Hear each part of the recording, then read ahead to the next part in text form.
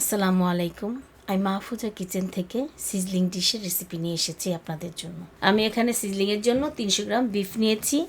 এখন আমরা এগুলোকে ম্যারিনেট করব। ম্যারিনেটের জন্য আমার প্রয়োজন আদা রসুন বাটা 2 চা চামচ, মরিচের গুঁড়া 1 চা চামচ, গোলমরিচের গুঁড়া 1 চা চামচ, ভিনিগার 1 চা চামচ, সয়া সস 1 টেবিল চামচ, লবণ পরিমাণ মতো। সব কিছু মাখিয়ে 1 ঘন্টার জন্য ম্যারিনেট করে রেখে দিতে হবে। টমেটো সস 1 টেবিল চামচ, ওয়েস্টার সস 1 চা চামচ, সয়া সস 1 টেবিল চামচ, চিলি ফ্লেক্স 1 চা চামচ, গোলমরিচের গুঁড়া 1 চা চামচ। এই উপকরণগুলো একসাথে মেখে আমি রেখে দিব। 1 ঘন্টা ম্যারিনেটের পরে আমরা আবার ফিরে আসলাম। এবার আমরা একটা ডিম, 2 টেবিল চামচ কর্নফ্লাওয়ার নিয়ে মেখে মাংসটাকে ডিপ করে ভেজে নিব।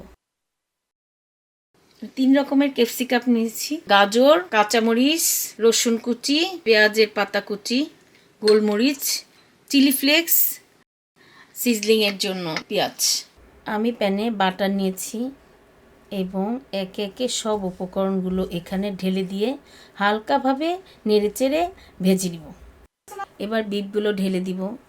যে সসটা রেডি করে রেখেছিলাম সেটা দিয়ে দিলাম, হালকা নেড়েচেড়ে নামিয়ে ফেলবো।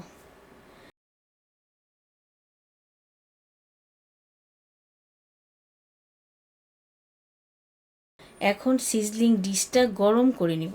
বাটার পেঁয়াজ দিয়ে বিফ সিজলিং পরিবেশন করব। আজকের জন্য এটুকুই। দেখা হবে অন্য কোনো রেসিপিতে। আল্লাহ হাফিজ।